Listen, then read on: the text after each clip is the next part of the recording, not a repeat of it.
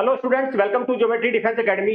तो all India admission जो counselling है सैनिक स्कूल के लिए, उसने एक रिवाइज शेड्यूल जारी किया है। देखिए, पहले एक शेड्यूल आया था जो ई काउंसलिंग का राउंड 2, 3, 4, 5, 6, 7, 8 तक, लेकिन फिर वो वेबसाइट हैंग हो गई थी। उसकी वजह से पूरे शेड्यूल को अब पूरा बदल के एक रिवाइज डेट और शेड्यूल आ गया है। मैं वो आपको सारा शेड्यूल दिखाऊंगा और क्या क्या सावधानियां आपको बरतनी है इस शेड्यूल के चक्कर में, कहीं ऐसा ना हो, क्योंकि शेड्यूल बहुत लंबा है, हेक्टिक है, पूरा का पूरा पूरी साल लेने वाला है। तो इसमें किन बच्चों को वेट करना है, किसको तुरंत ही अपना अगली साल की तैयारी में उठना है, वो भी बातें यहाँ से क्लियर हो जाएंगी। देखिए, ये आपका शेड्यूल है। यहाँ से अगर देखेंगे तो यहाँ से काउंसलिंग आपका ये है ना, आपका ये है काउंसलिंग शेड्यूल। ठीक है, तो यहाँ से पूरा देखो 2 मई तक तो था ही, लेकिन एक राउंड 3 का भी इन्होंने डाल दिया है, वो मैं आपको दिखा देता हूँ। ये आपका ये आ गया, देखो पूरा शेड्यूल है भाई। इस चार्ट को ध्यान से देखो, क्या है इस चार्ट में, देखते हैं एक बार। देखो, ये तो हमारा हो ही चुका है 2 मई, और लास्ट डेट क्या है 20 मई। 20 मई है राउंड 2 की जो अभी चल रहा है। ठीक है, अभी हो जाएगा। लेकिन जो राउंड 3 है वो कब से, 23 मई से स्टार्ट हो जाएगा। 25 मई लास्ट है। 30 मई को इसका रिजल्ट आ जाएगा। 2 जून से इसका सैनिक स्कूल को स्वीकार करना है। 3 जून और 10 जून इसकी लास्ट है। राउंड 3 की 10 जून क्या है, लास्ट है। फिर 13 जून से राउंड 4 स्टार्ट हो जाएगा। 4 जुलाई से राउंड 5, 25 जुलाई से राउंड 6, 15 अगस्त राउंड 7 और 5 सितंबर आपका राउंड 8, जो कि फाइनल राउंड होगा। इस बार आपको यह भी ध्यान रखना है कि वेटिंग लिस्ट नहीं आएगी, क्योंकि इन्होंने वेटिंग लिस्ट के साथ ही राउंड को क्लब कर दिया है। मतलब पहले क्या थे कि 4 राउंड तक आए थे और फिर वेटिंग लिस्ट। इस बार इन्होंने सारा कुछ, इसके बाद इनके एडवर्टीजमेंट में लिखा हुआ है कि नो फर्दर राउंड। 8वें राउंड के बाद कोई फर्दर राउंड नहीं आएगा। वैसे भी अगर आप ध्यान से देखें, 23 सितंबर मतलब साल का लगभग आधे से ज्यादा का हिस्सा। तो मैं तो ये नहीं समझ पा रहा, 23 सितंबर को बच्चा वहां सैनिक स्कूल में जाएगा, आधा साल तो उसका वैसे ही चला जाएगा, दूसरे स्कूल में भी एडमिशन लेगा, तो उस स्थिति से कैसे निपटेंगे। बात नंबर 1।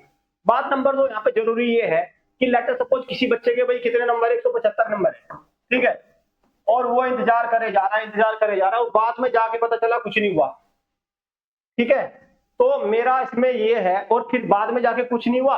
23 सितंबर से अगर हम कैलकुलेट करें, सैनिक स्कूल के एग्जाम की डेट कितनी है, मतलब मिलिट्री स्कूल 15, अब देखो 23 सितंबर से लेके और 17 दिसंबर, मतलब अक्टूबर और नवंबर और दिसंबर, तो लगभग 2.5 महीने बाद मिलिट्री स्कूल का पेपर है।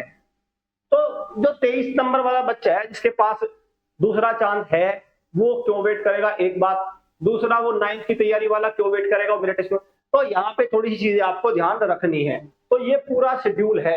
हालांकि जिस बच्चे के नंबर मैं बार बार कह रहा हूं, वो किसी भी स्टेट से हो, कहीं से भी हो, चाहे वो बिहार से भी क्यों ना हो, और उसके नंबर कितने, यहाँ लिख देता हूं भाई, 250 का अगर स्कोर है उसका, और वो किसी भी कैटेगरी से है 200, तो उसका इंतजार करना बनता है, उसका इंतजार करना बनता है। लेकिन 150, 170, 200, कुछ नहीं होने वाला। हुआ हो तो मुझे बता दो, कुछ भी नहीं होने वाला। ठीक है, ठीक, कुछ नहीं। हालांकि ये अगर मान के चलो कोई 200 वाला नंबर बच्चा है और वह एसटी कैटेगरी में है तो हो जाएगा। ठीक है, ठीक है, वो एसटी कैटेगरी में है, हो जाएगा। लेकिन वो भी कुछ पर्टिकुलर स्टेट में ही होगा। ये नहीं है कि एसटी कैटेगरी वाला बिहार में हो जाएगा, बिहार में भी उसका भी कुछ नहीं होने वाला, यहाँ तो उत्तर प्रदेश में कुछ नहीं होने वाला। ठीक है, इस बात को आप ध्यान रखना। और ये काउंसलिंग का शेड्यूल डाला ही इसलिए जाता है सो दैट बच्चे इससे पूरे एक अवेयर हो कि भाई क्या होने वाला है आगे, कब कौन सा राउंड आएगा। और देखो, एक बात और है, एक बात और बहुत जरूरी है भाई, ये राउंड वगैरह तो चलते ही रहेंगे। लेट अस सपोज, देखो आप यहाँ 2 चीजें कर सकते हैं। आप अपनी तैयारी में लगे रहे, ठीक है, तैयारी में लगे रहे। ठीक है, एक पेरेंट ने मुझे तो सुझाव दिया था कि सर राउंड तो चलते ही रहेंगे। पेरेंट ने कि सर राउंड तो चलते ही रहेंगे, हमसे बात होती रहती है पेरेंट्स की, हमें तो अपने बच्चे की तैयारी भी चलती रहेगी और राउंड भी चलते रहेंगे, ऐसे में उसका सिलेक्शन हो जाएगा तो कोई बात नहीं, वो सैनिक स्कूल में चला ही जाएगा, और हम कब रोक रहे हैं। ठीक है, जाना ही है उसको। और बीच में मान के चलो नहीं हुआ तो तैयारी में जुटाई हुआ है, बीच में प्रिपरेशन चली रही है, तो जब वो सैनिक स्कूल में जाएगा या नहीं जाएगा तो उसका किसी भी स्थिति में नुकसान नहीं होगा। ये है इसका फायदा। अब बात करते हैं सैनिक स्कूल की तैयारी की। देखिए, 2 तरीके से आप तैयारी कर सकते हैं हमारे हॉस्टल बैच के थ्रू। सैनिक स्कूल, मिलिट्री स्कूल, यूपी सैनिक स्कूल, नवोदय के लिए हमारे हॉस्टल बैच स्पेशल चले हुए हैं। ठीक है, बहुत ही लिमिटेड सी सीट्स है, 20-30 सीट बची हुई है टोटल हमारे हॉस्टल में। बता दूं 75 सीट्स हमारी कवर है। और हमारा टोटल 100 सीट का है, 25 सीट अभी अवेलेबल है। तो वो जैसे भी राउंड खत्म होंगे 2-3 तक वो भर जाएगी, तो आप अपनी सीट यहाँ पे बुक कर सकते हैं। यहाँ से आपको बेहतर एजुकेशन मिलेगी, बेहतर रिजल्ट मिलेगा। मैं आप कह दो कि 3-4 महीने बाद आपको टॉपर बना के मैं बिल्कुल नहीं देने का, लेकिन हमारी टीम इतनी प्रतिबद्ध है कि आपके बच्चे को एक अच्छा रिजल्ट हमारी टीम देने में समर्थ है। नंबर 1।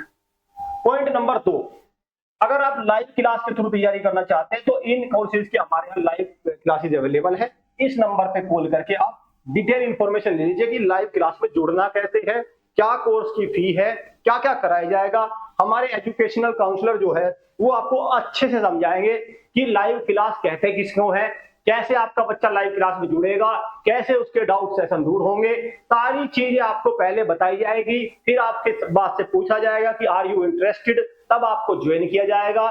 तब ये सारी चीजें हैं, ये है लाइव क्लास। ठीक, दोनों तरीके की चीजों को आप अवेल कर सकते हैं। तो फिलहाल तो पूरे 1 से लेके 8 राउंड तक का कंप्लीट शेड्यूल आ गया सैनिक स्कूल एडमिशन काउंसलिंग का।